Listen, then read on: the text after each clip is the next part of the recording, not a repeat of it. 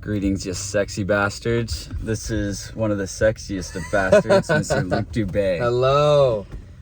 He's a fellow online business kind of guy, going on the whole journey, figuring it out. Yes. So why don't you tell all the 3 or 4 people who watch these? Yes. What do you do? What are you doing? What have you been doing? That's a lot. What are you doing now? And what do you want to do next and why? That's a packed question, but we'll start from the bottom. Tell it all. Started online fitness coaching at 19 years old in my college dorm room as a freshman. Did that for a couple years, on and off with it for a little bit. Done online fitness coaching with marketing through Instagram. Been doing it for about 3 years now. And then over time, I'm slowly starting to just develop my business skills and my entrepreneurial understanding, where it has now become the sole center of my life. It is what feeds me life force. I can't imagine myself without working on a business, even if I'm going to be working for someone else. Following this, at the moment, still reconsidering what business is going to be actually looking like, considering stepping down from fitness coaching and just looking into a different industry after having done it for so long. Maybe I want something more stimulating. That's a potential route. I have 1 employee currently working for me doing lead generation within the industry on Instagram. And moving forward, just looking to, realistically, just impacting as many lives as I possibly can within, the world. And currently in school, living in San Diego. Goal is to be able to graduate and not be working for anyone else immediately. So the time's ticking, and currently living sober. Yeah, so we've kind of talked about the difficulties of balancing the school life and the business life. And this is something I've been bitching and moaning about in the last 5 business vlogs. I'm like, fuck dude, this is too much sauce. I just want to drop out and do business. But then I'm also like, fuck, I don't want to kind of go down a rabbit hole where there's no real, it's almost like I'm not being held as accountable for everything that I'm doing, right? Because you can slack off more easily. It's kind of like you're the judge of how well you're doing. And you have distorting factors, right? Of course. So in terms of doing the business, doing the school, how do you balance those two things? What kind of strategies have you used to do that? That's a very good point, because I think you're right, because you can give yourself perspectives between your ambitions, and obviously ambitions are hard. It's it can bear many fruits, but it requires a lot of input. And in that, you also have school, so you're juggling both. And since school is even very, there is a lot to be had from it, that is a very good justification to potentially not working on business, and in that sense. But balancing as far as everything goes like that, I think it just comes down to as much optimization as I can. I would say I know how I work, and I know how productive I can be. I know what it takes for how much time school's going to take. Wake up, the most ideal picture scenario, it's never this ideal. Wake up at 4 a.m., work out from 5 to 6:30. Classes start on 2 days a week at 9:15. Work from 7 to 9 or 7 to 2 or all day. Get as much as I can done before. After classes, check up on my employees. And as far as strategies and everything goes, for me, it's been going sober. Optimizing as much stuff as I can, because I know I can't push things off until the end of the day. Otherwise, I'm not going to be able to work. I don't work very well in the afternoons, so. And so trying to get it all done before the afternoon hits. Essentially so, yes. Dude, I always have a lull in the afternoon, but I get a second wave around 7 sometimes. PM? Yeah, if I sit down, and it sucks because then that can go to 12. But if I sit down and start coding sometime between 7 and 9, I'll get into another zone. But it's I saw something like that where it's you have sleep cycles, but then you also have the sleep cycles where you got your REM, all that bullshit.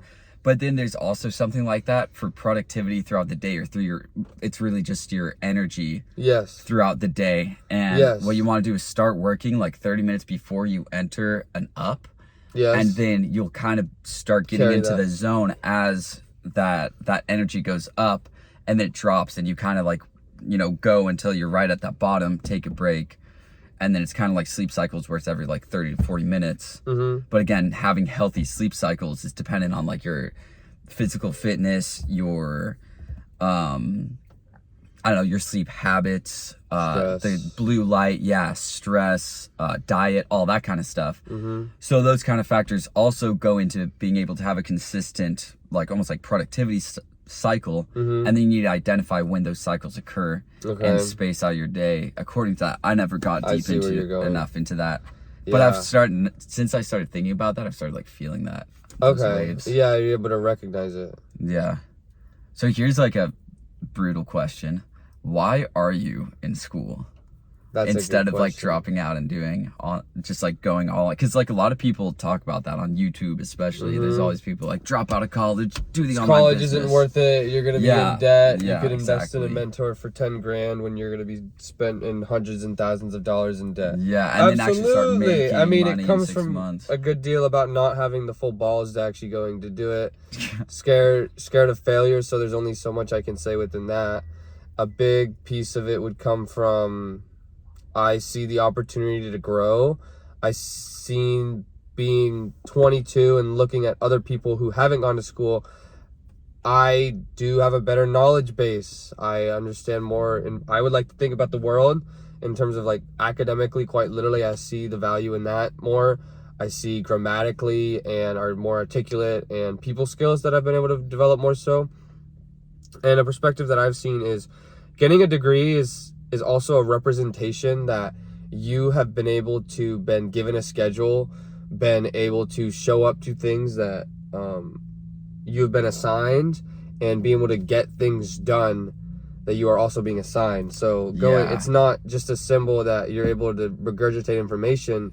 It's that you had to stick to the schedule and that you had to have some level of self-responsibility at a young age. Okay, yeah. And there's like X amount of discipline you have to get that degree. And that's also an inherent recognition, I think, about a degree. Yeah. That maybe could be that makes a lot of overlooked. But what's preventing me from it is 2 years ago, I made the promise to myself saying, okay, I'm going to be building a business and go through school. And by me making that promise to myself, I like to say, like, my word is my bond, and I signed that contract. Yeah. And in signing that contract, I'm gonna stick to what I said. Yeah. And I'm gonna make it work. Dude, that's smart. Kind of like just like committing fully, even if it's not necessarily like the right path. Exactly. It's like you're just honoring that commitment. Exactly. Dude, I definitely kind of need to do that, because I'm like, every semester, I'm like, I'll reassess at the end of the semester. And I feel like... What are you reassessing? Like, should I drop out? Should I stay in? Yeah, exactly. And I think... I've been doing that for about 2 years probably now. Yeah. And I think that's kind of... It makes it, like, harder to work harder during the semester. And whenever I'm, like, not doing as well, there's that little thought in the back of my mind, like, there's another path. Yeah, exactly.